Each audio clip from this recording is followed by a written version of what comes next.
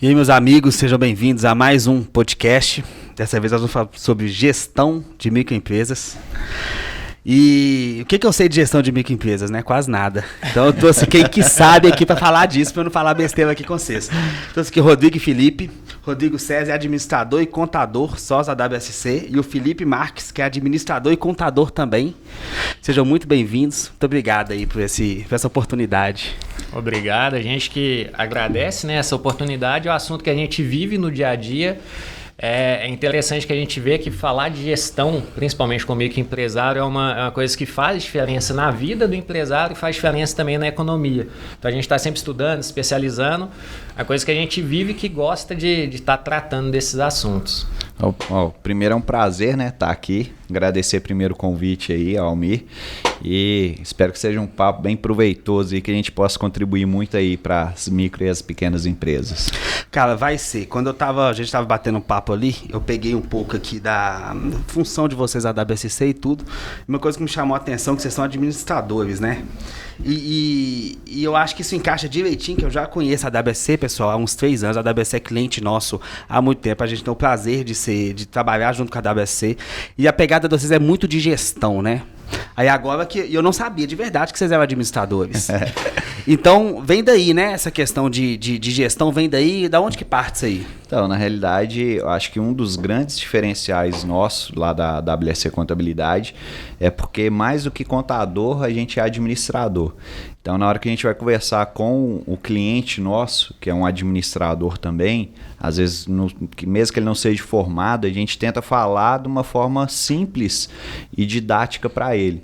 Então, por exemplo, quando vem um cliente para a gente lá no escritório, a primeira coisa a gente entende a realidade do cliente, como que ele funciona, quais são os gargalos dele, para depois a gente falar de contabilidade. Porque quando a gente fala de contabilidade, nós que somos contadores, a gente sabe que é uma linguagem um pouco codificada, né? Então tem coisas que você vai falar de contabilidade que o empresário não quer nem saber. Ele quer saber o quê, cara?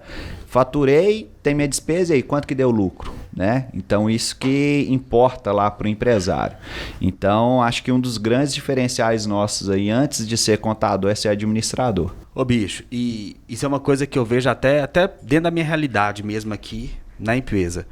Cara, você falar de contabilidade comigo, eu vou me interessar nada, porque, cara, é meu contador que tem que saber esse negócio de imposto, não tem que saber de Simples Nacional. Agora você fala comigo de gestão, assim, pô, cara, realmente eu preciso saber quanto que me custa uma mercadoria, quanto me custa prestar um serviço, quanto que me custa. Eu acho que isso é fundamental. E quando seu cliente chega para conversar com vocês lá, como é que chega um potencial cliente, por exemplo, o cara chegou lá, como é que é a sua tratativa com isso? O que você entende que esse cara quer, por exemplo? A primeira coisa que a gente precisa entender, na realidade, é como que o cara trabalha. Então, eu preciso saber, cara, qual que é seu produto, o que você faz, como que você faz, para que a gente possa agregar valor para ele. Então, a gente sabe, por exemplo, que a micro e a pequena empresa, principalmente, ela tem só o contador. Ela não tem um administrador, ela não tem um cara de marketing, ela não tem... Às vezes o cara não tem nem noção da parte financeira, entendeu? Então, nós, quanto contabilidade... a gente tem que entender a necessidade dele, porque hoje, por exemplo, a gente tem 242 clientes, são 242 problemas diferentes, com 242 sócios diferentes, e tem problemas que os nossos clientes já passaram, que a gente já vivenciou, já trouxe solução, que esse cliente novo que está chegando, às vezes essa bagagem que a gente tem, a gente pode contribuir muito para ele. Então, o primeiro passo, antes de mais nada, é entender a realidade dele, para que a gente possa trazer soluções. Então, exemplo, cara, chegou um cliente há pouco tempo lá que vendia lâmpada. Chegou lá, cara, o que você faz? Não, tem comércio varejista de lâmpada. Tá, mas quem que é seu cliente, cara? Ah, eu vendo para mineradora. Tá, mas por que o cara da mineradora compra de você?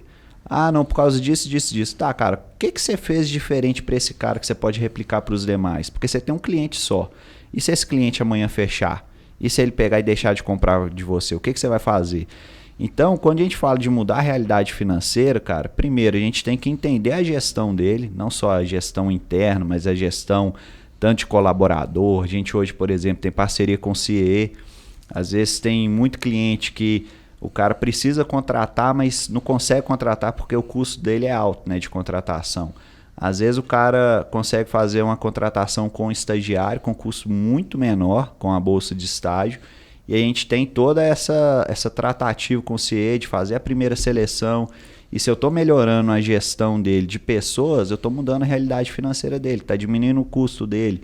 Então a gente trabalha dessa forma, entendeu? Primeiro de entender a realidade do cliente para propor soluções. Eu acredito muito nisso que vocês falavam. Se você pegar para pensar, quando a gente estuda na escola lá, a gente aprende química, física, matemática, um tanto de coisa que a maioria das vezes a gente não vai usar.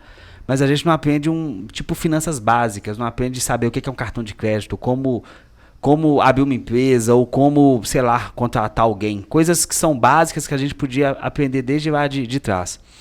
Eu tenho pra mim, e é uma coisa que eu acho que eu tenho muito fit com a WSC, eu acho que é por causa disso. Eu tenho pra mim que o contador, ele, no fim das contas, ele é o único profissional que de fato a minha empresa ela paga e ela depende. Por mais que ele tudo bem que o contador talvez tenha uma obrigação fiscal e contábil de entregar um certo serviço, mas tem uma obrigação muito mais moral de fazer as empresas darem certo no que tange questão de gestão, e o contador não pega isso. Esse ponto é interessante, isso é uma coisa que eu falo muito na área de trabalho com os meus funcionários. Falo, olha, a partir do momento que a gente fechou a guia e que a gente fechou um balanço, aí a gente começa a trabalhar. Legal. Porque isso é o que a gente já falou, a contabilidade básica é uma commodity, então isso aí não tem valor agregado, qualquer um tem que fazer, isso aí já tem que estar incluído no preço, é o básico do básico. A partir daí que vai vir um resultado. Então eu fechar uma guia de imposto, fechar um balanço, fechar a folha de pagamento e enviar para o meu cliente pagar, é vamos dizer assim, o ponto zero do meu trabalho. A partir daí, com essa informação que eu tenho, o que eu vou conseguir gerar de mudanças vai ser onde que eu vou gerar valor para o meu cliente, que ele vai valorizar realmente o meu trabalho e onde que a gente vai conseguir o nosso propósito, que é mudar a realidade financeira dele. Um exemplo básico, eu fechei uma guia de imposto e eu vi que esse cliente está pagando mais imposto que ele deve. Aí eu tenho que chamar esse cliente, fazer uma consultoria com ele, entender a operação dele e ver onde que ele pode reduzir. A gente teve um caso básico lá, a gente está fechando o balanço e viu que as empresas pagavam questão ali, às vezes, mais de R$1.000 ali por mês, com juros, com multas, porque eles simplesmente não faziam um fluxo de caixa banal. Então a gente chamava o cliente, mostrava para ele o que ele estava perdendo e como ele conseguia economizar. Uma informação que até é mais recente, cartão de crédito que você falou. A gente começou a pedir o extrato do cartão para confrontar e ver se o cliente estava emitindo as notas fiscais, mas por uma questão fiscal realmente, né? Mas a partir daí a gente viu que tinha cliente que pagava 6% de taxa de cartão e tinha cliente que pagava 1%. Ai. Então, tinha cliente que estava perdendo 5% por mês do faturamento dele com cartão. O que a gente fez? Começou a identificar onde que ele conseguia essa redução e a gente fez até parcerias com alguns bancos que ele oferecia não só essa taxa mais barata, mas ele também oferecia, por exemplo, o recebimento dos créditos em 2 dias sem pagar nada mais por isso. Então, às vezes, meu cliente estava reclamando, eu estou pagando, quero reduzir R$100 o honorário. Eu falava, legal, deixa eu ver o seu cartão. Aí numa conversa ele reduzia às vezes por mês ali um custo que ele tinha financeiro de R$500, R$600. Eu falava, legal, eu queria te pagar menos, mas eu vi que você já trouxe um valor aqui que é o triplo do que eu queria reduzir. Então, acho que o objetivo da contabilidade é muito esse. Essa parte de fechar guias, de fazer o balancete é o início do meu trabalho. A partir daí, com todos esses dados, que eu começo a gerar valor e com todos esses dados eu tenho que analisar para eu gerar algo palpável e algum que seja em conhecimento, que seja em estruturação, que seja em redução para o meu cliente. Então, nosso trabalho realmente começa a partir daí. Você sabe que tem sempre aquelas histórias, né? O cara comprou uma maçã, aí no lugar de comer, vendeu a maçã, comprou mais 2, aí depois de 5 anos ele ficou milionário. Mas isso é história de filme. Porque na vida real, o cara tem que ter conhecimento do processo ali do trabalho dele. Que se não tiver, ele se fudeu. Porque é difícil. No Brasil você tem problema trabalhista, fiscal, tributário, vigilância sanitária, Receita Federal em cima de vocês. Se o cara não tiver um bom assessoramento, ele vai quebrar. E nessa pandemia aí, cara, essa bomba que estourou aí na mão de vocês aí, vocês que trabalham 99% com micro e pequena empresa. Como é que foi aí pra vocês? Então, o nosso foco, como sempre, foi levar informação, né? Que quando aconteceu a pandemia, todo mundo ficou meio que desesperado porque era algo novo. Então, todo mundo precisava de informação. E a gente não podia estar próximo, presencial, levando informação para essas pessoas. Então, a gente usou muito as ferramentas que a gente tinha para levar informação para os clientes. Então, principalmente na fase que tinha, o comércio vai abrir, o comércio vai fechar, qual o horário de funcionamento, quais atividades. Então a gente sempre acompanhava as notícias ali em tempo real e quando saía a notícia a gente mandava um vídeo explicando bem detalhado para cada nicho de negócio o que ele poderia fazer, qual que era a alternativa que ele tinha. Sempre levávamos conteúdos também das soluções, teve muita mudança trabalhista nessa época. Então a gente sempre, as notícias e a legislação era bem complexa, então a gente resumia o máximo possível de uma maneira de fácil entendimento e mandava no WhatsApp de cada cliente para ele entender qual que é a solução, qual solução cabia para o negócio dele. Então a gente tentou levar muita informação, até esse foi um ponto que depois nas nossas pesquisas de satisfação a gente viu que os clientes gostaram bastante e é uma coisa que a gente não só melhorou, né? E a gente está aprimorando hoje. Então, qualquer notícia de qualquer mercado, a gente sempre faz um resuminho, um texto, faz um vídeo. Tem vários vídeos no YouTube, né, sobre assuntos importantes para estar mandando para o nosso cliente, porque a gente consegue estar próximo dele não tendo que estar marcando uma reunião toda semana. Então, ele está sempre recebendo informação de qualidade e uma informação específica do negócio dele na mão. E na pandemia isso fez diferença. Porque ele ficava meio perdido, que era informação de todo lado, bombardeando no WhatsApp, às vezes notícia da pandemia, notícia às vezes que não era relacionado, então ele ficava meio que perdido.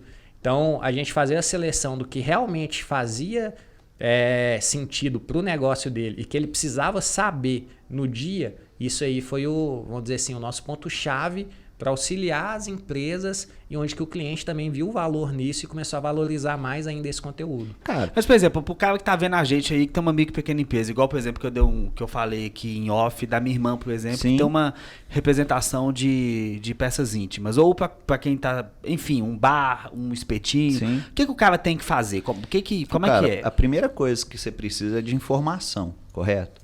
Então, para você ter informação, por exemplo, de cartão de crédito, a primeira coisa que você precisa é ter um aplicativo para você controlar, né, quanto que você está comprando e quanto que você está vendendo. E eu vou te dar um caso prático. Cara, você sabe quanto que você vende, qual que é o percentual que você vende no débito e no crédito? Não sei, porque tem diferença de taxa. Se eu vendo no débito, eu tenho uma taxa que hoje varia em torno de 0,85% a 1%. Eu tive com um cliente essa semana que estava pagando 1,85%. Então ele estava pagando 1% a mais. Ele pagava de mensalidade R$150, cara. Hoje tem maquininha que é taxa zero, você não paga mensalidade. Ou no muito você paga em torno de R$20 a R$50.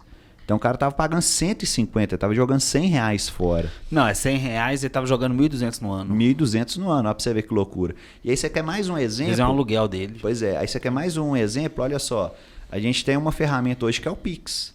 Quanto que é o Pix? Zero. Mas qual que é a diferença do Pix para o débito? A diferença é só você mudar a forma de você apresentar para o cliente. Que se você coloca uma plaquetinha com QR Code, o cara chegar lá e vai pagar no débito, fala, cara, passa aqui no Pix que eu vou te dar, sei lá, uma bala, um pirulito, dá algum benefício pro cara pegar e fazer, que é muito mais barato do que passar no cartão. E cai na hora, entendeu? Só que o cara não faz a gestão da empresa, ele não entende qual que é a realidade da empresa, ele não sabe nem aonde que o dinheiro está indo. Então, cara, só complementando aí, porque às vezes a gente fala de pandemia e só vê o lado ruim, né? E com a pandemia, quando a gente fala de gestão, é maximizar os recursos existentes. E é legal você maximizar os recursos existentes quando existem, né? Agora que com a pandemia, que parou, não tem mais, não tem recurso, e aí, cara, como é que você vai fazer? Então teve muita empresa, principalmente a micro e a pequena, que não fazia gestão nenhuma, cara. Nenhuma, zero gestão. E com a pandemia ela teve que fazer na marra. Ela teve que aprender realmente como que ela faz a gestão financeira, gestão de pessoas e por aí vai. E aí tem um caso, por exemplo, que eu escutei do Bernardinho, né, técnico lá do vôlei, que falou que um amigo dele chegou para conversar com ele e falou, cara, com a pandemia eu consegui reduzir meu número de funcionários lá de 12 para 10 pessoas na minha empresa. Ele falou, não, legal, cara, mas foi por quê? Diminuiu o faturamento, o volume diminuiu, o que aconteceu? Eu falei, não, cara, eu parei lá e analisei e consegui reduzir de 12 para 10. Ele falou, pô, então pera aí, cara. Você estava jogando dinheiro todo mês, você estava jogando fora, velho. Todo mês. Então, com a pandemia, cara, o empresário teve que aprender, literalmente, na marra, como que ele faz a gestão. Cara, o Jorge Paulo Lema, ele tem o trio, né? Jorge Paulo Lema, o Cico Pires, eu esqueci o nome do outro. Eu nunca lembro o nome do outro. Os caras dizem que são os caras mais fodas do mundo de gestão. Ele faz exatamente isso que vocês estão falando. Ele chega em qualquer empresa. A primeira coisa que ele faz é analisar custo e cortar a cabeça. Só nisso ele consegue levar as empresas lá para cima. É legal que isso aí eu falo de exemplo interno. A gente de 6 meses a gente pega o faturamento da contabilidade, né? E levanta o nosso faturamento e o lucro, a lucratividade que a gente teve. Durante a pandemia, exemplo interno, a gente no final do ano viu que a gente cresceu 0,01%. A gente não perdeu clientes, só que a gente não conseguiu crescer em número de faturamento, né? Só que, porém, a nossa lucratividade foi 20% maior. Então, eu faturando mesmo que no ano anterior, que 2019, eu consegui ganhar mais dinheiro. Por quê? Durante a pandemia, a gente fez uma limpa totalmente em todos os custos que a gente não precisava. Começamos a trabalhar com home office, reduzimos pessoas. Então, com isso, a gente teve no final do ano uma lucratividade 20% maior, sem necessariamente aumentar o faturamento, sem colocar clientes novos. Então, assim, para quem já tem contabilidade, já tem contador, mas tá todo enrolado nessa questão de cartão de crédito, tá perdido, não sabe o que fazer, já lê um tanto de conteúdo e tudo. Os caras conseguem entrar em contato com vocês, bater um papo no WhatsApp, pegar às vezes, não sei, uma consultoria ali, uma mentoria, como é que funciona isso aí? Consegue, e hoje, por mais que a gente não consiga, às vezes, atender no serviço de contabilidade, a gente tem mentoria que a gente consegue atender no Brasil todo. Essa é a mentoria de gestão? Mentoria de gestão, então a gente tem ali tanto auxílio na gestão financeira, gestão de pessoal, até na parte de impostos, né? Verificar se os impostos que ele está pagando estão corretos, se ele pode ter algum tipo de economia. A gente consegue prestar um serviço específico nessas áreas sem ele necessariamente ter que trocar de contabilidade. Pô, que legal, bicho. Então... essa mentoria de gestão é um negócio que precisa, né? Porque é o que a gente está conversando aqui esse podcast inteiro. Os caras estão quebrando porque não tem gestão. Sim, acho que a gente, igual a gente falou, é o ponto vital, né? O que não é gerido, a gente não consegue melhorar. Então, para a empresa hoje, você tem uma empresa que ela tem mais de 10 anos de mercado, pode ter certeza que ela faz gestão. Que seja o básico, mas ela faz. Faz gestão. Se você tem uma empresa que que você viu que quebrou, que não sobreviveu, você vai conversar com o empresário. O primeiro sintoma você tem um controle financeiro? Ele fala, mais ou menos. Você já sabe que aí é o começo do fim. Então, legal. Sem implantar sistemas de gestão, a gente vê hoje que é o diferencial. Se o cara vai estar com a empresa dando lucro daqui a 10 anos ou não. Só para fazer uma analogia aí com a parte de gestão, imagina você dirigindo o seu carro. E aí você tem o painel. Você vai sair daqui e vai lá para o Rio de Janeiro, beleza? Se você arrancar o painel e sair daqui para o Rio, pode ser até que você chega, correto? Mas o risco de você tomar uma multa, o risco do carro superaquecer, o risco de você acabar o combustível no meio do caminho é muito grande. Então aquele painel de instrumentos, ele é indicadores. Tem vários indicadores que vai fazer você acelerar ou vai fazer você frear, correto? E dentro da empresa... Para você fazer gestão, você precisa de indicador. Se você está administrando uma empresa sem nenhum tipo de indicador, cara, é a mesma coisa. Você está indo daqui para o Rio sem painel no seu carro. Cara, muito bom. Pessoal, então é o seguinte. O Rodrigo falou muito bem que gestão é maximizar recursos existentes. Se vocês quiserem maximizar recurso, se você quiser implantar modelos de gestão na sua empresa... Vou deixar os contatos aqui da WSC, do Rodrigo e do Felipe. Entre em contato com o pessoal. Bicho, queria agradecer demais a presença de vocês. Espero que a gente possa gravar alguns outros conteúdos juntos. Muito obrigado e a casa está aberta para vocês aqui. Então, volte sempre. E a gente que agradece, obrigado. Siga também o nosso canal no YouTube, que tem muito conteúdo, né, que a gente disponibiliza, né? E estamos à disposição. Precisando é só chamar que vai ser um prazer a gente estar presente aqui de novo. É isso aí, galera. Obrigadão aí, a gente fica à disposição aí para poder contribuir aí com vocês. Grande abraço. Temos um conteúdo. Muito obrigado, até a próxima.